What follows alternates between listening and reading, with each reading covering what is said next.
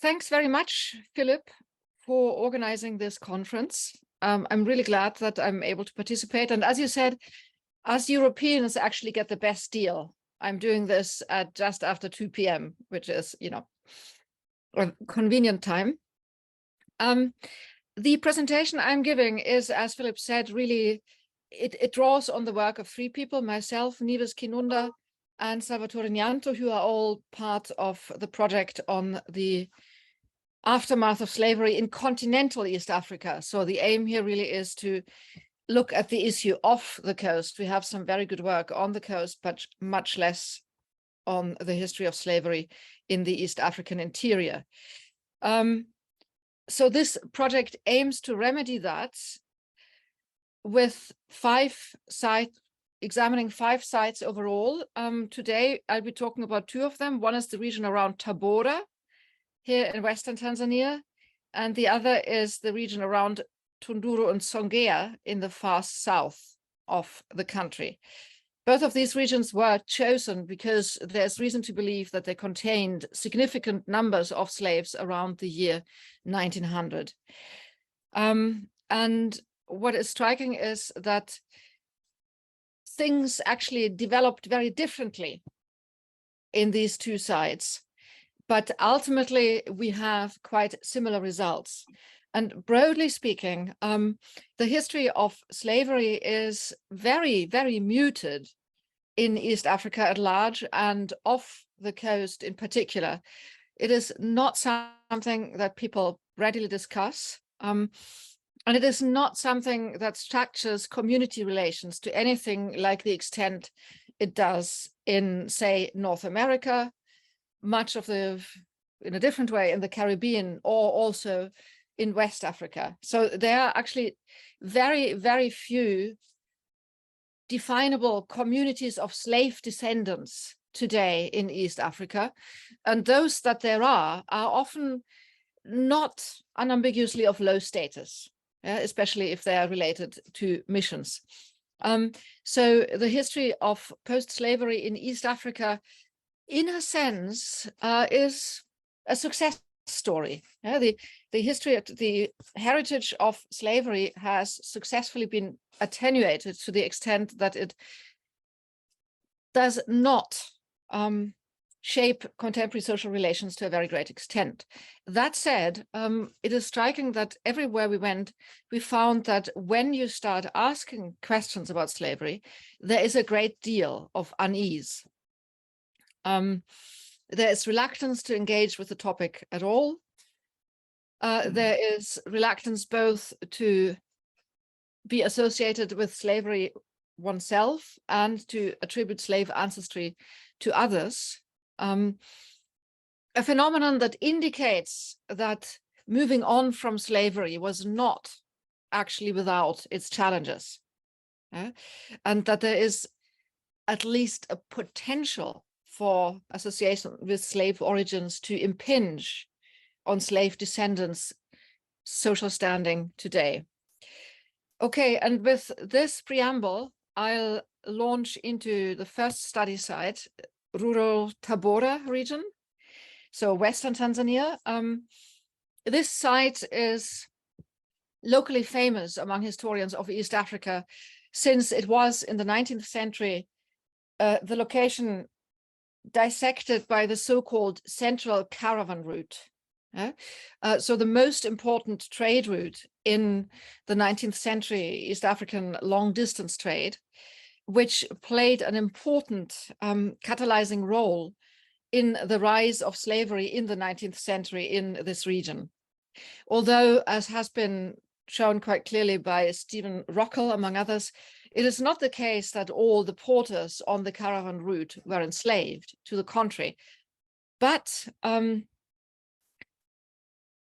presence of the caravan route nevertheless fostered slave regimes in indirect ways. The most important one of these is the one that applies in Tabora. That is to say, the caravan route created an enormous demand for sustenance. You needed to feed the caravans, and slaves were put to work locally in Western Tanzania to produce food for the passing caravans. So concomitantly, sources from the late 19th century mention largish fields in the region around Tabora. Not all of them owned by the people most closely associated with the slave trade, i.e. the Omani Arabs who settled in the region. Quite a few of them were actually owned by Africans.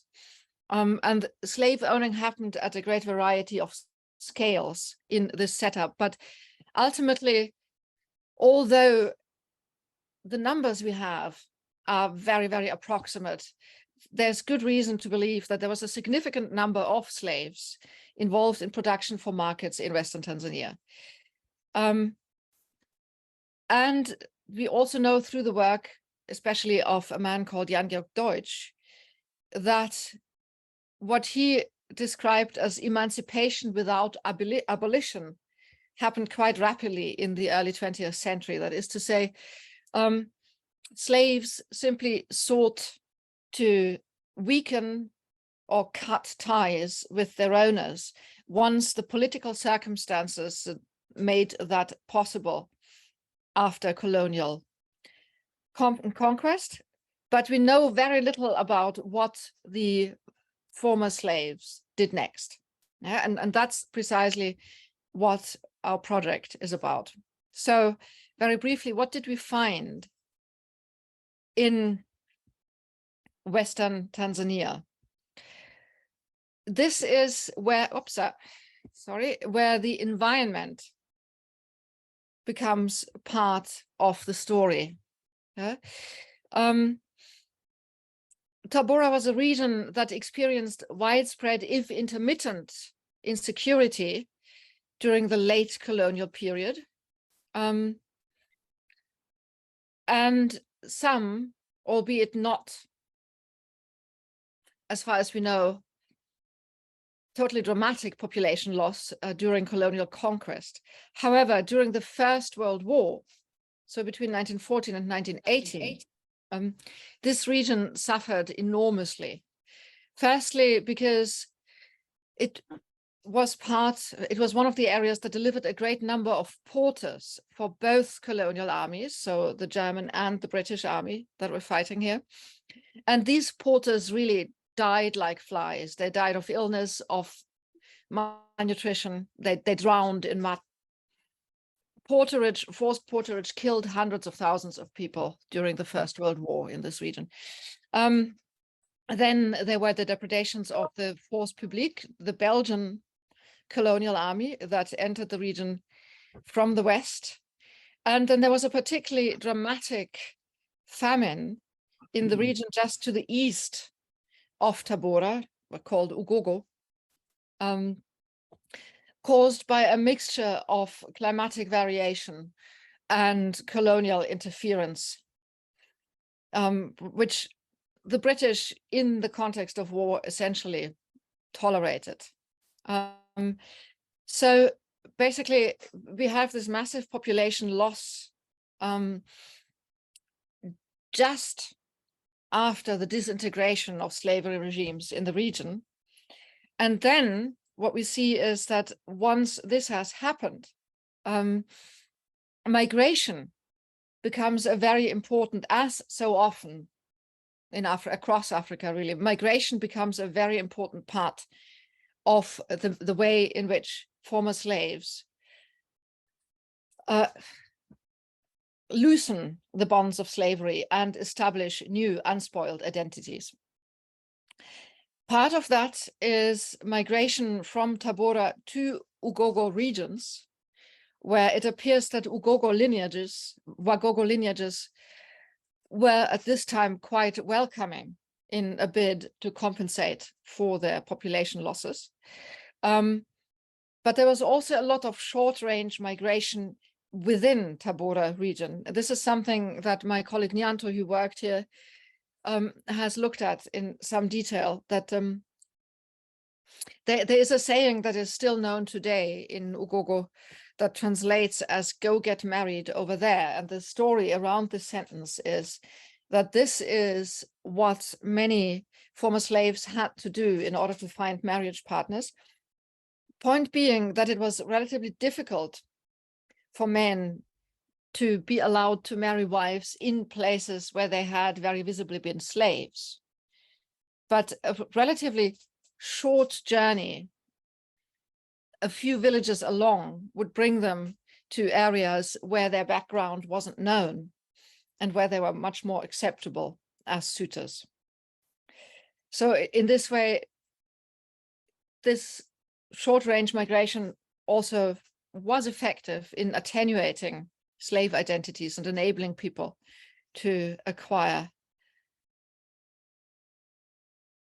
membership in the communities that they entered.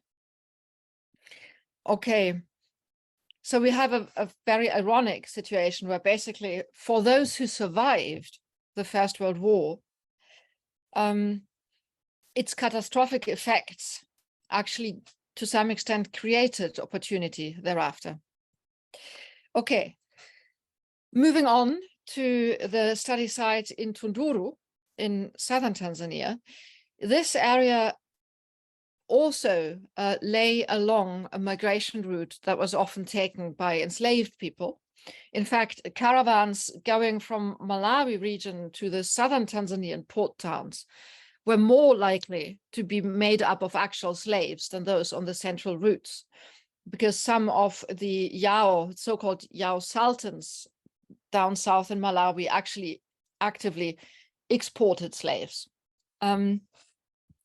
But what is striking really is that in the late 19th century, this region is described as almost empty, which may have a number of reasons, because it had also been described as almost empty 300 years earlier when we actually happened to have a Portuguese travel account of crossing this region. But at that time, it has a lot to do with late pre-colonial politics, and especially with the fact that this region lay on the eastern frontier of the raiding activities of the Ngoni immigrants, the northernmost extension of a population movement that had started in South Africa half a century earlier, basically. So for a variety of complex and in important ways not ecological but political reasons, there were very few people in this region in the late 19th century. There were lots of game, especially that there's an elephant transhumance route that crosses this area. It's not very inviting agriculturally. It has sandy soils and steep flood-prone riverbanks. Nevertheless, shortly after 1900, a significant number of people, probably in the low 5 digits, entered this area from Malawi and Mozambique as the Yao big men / sultans / chiefs, as they were known later, sought to escape the expanding interference by Portuguese and British colonial forces in these regions. And the German administration in what was then Germany's Africa at the time worked quite actively to persuade these so-called sultans to settle in Tunduru. They sort of rolled out a red carpet for them. And these Yao had a great number of unfree followers who initially settled in fairly large settlements. Some accounts describe villages of 400 huts or more, square villages built in the coastal style. So we here have the peculiar situation of an enslaved population coming into this area at a time when elsewhere the pre-colonial slave regimes are already disintegrating. And later in the colonial period, we actually find lots of comments on how people in Tunduru are a bit degenerate. This has to do also with the fact that they were predominantly Muslim, and in some way, well, it's often strongly aspired to their version of coastal culture, which was also seen as degenerate by British colonialists. Okay, and now for some reason this appears to be stuck. Okay. But here in Tunduru too, slave regimes fall apart after about 1930. Okay. How does this come about here? In the First World War, the Tunduru area was relatively marginal. It was affected only late in the conflict. But nevertheless, the Yao Sultan's large settlements break up rapidly around 1930. And one of the reports by British officials from that period puts it rather charmingly: the Yaos appear to be a very class-conscious people. Every man has the ambition to become a headman. And the point is that this ambition could be realized by people simply taking off, leaving large settlements associated with sultans, and setting up autonomous little hamlets, which became the predominant form of settlement in Tunduru during the interwar period. This way of living that people chose at this time had significant drawbacks. There was widespread food insecurity and occasional famine due to flash floods, but also to a very significant extent due to animal attacks on crops. Colonialism had led to the disarmament of local populations, and the colonial game wardens were in no position to shoot every crop-raiding elephant before they had obliterated possibly several families' entire food stores, which by all reports they were able to do in a night. Yeah? So here we have a situation where people choose environmentally very challenging conditions in order to get away from these slave-owning Yao sultans. Okay. Sorry. Last slide. So we actually have two regions in which very different things happen. The two regions are very differently placed in the colonial political economy. In Tabora, the pre-colonial elites were definitely displaced from power during colonial conquest, which also enabled slave self-emancipation. On the other hand, the central railway line that essentially followed the same track as the central caravan route tied the region firmly into the colonial economy. By contrast, in Tunduru, the so-called sultans, later by the British called chiefs, were actually treated with a lot of deference, that they were considered more useful as more centralized intermediaries than the very, very small-scale headmen that dominated elsewhere in that region. Nevertheless, their control over their followers too fell apart, which had a lot to do with the fact that the region was marginal to both cash crop and labor markets, but it had abundant land. Even if living on that land was a very precarious proposition. So slavery dissipated in both regions, and ultimately it was slaves' determination to get away from their owners that is the commonality between both regions. It was this determination and the availability of land, albeit under very different conditions in the two regions, that basically made the end of slavery possible here. Land access was crucial for them in both cases. And what is striking is that the availability of land here was closely related to previous what I'm calling here eco-political disasters. The situation of the late pre-colonial period in Tunduru and the conditions created by the catastrophes of the First World War in Tabora. Okay, and I think that's me. That's my 20 minutes pretty much over, am I right?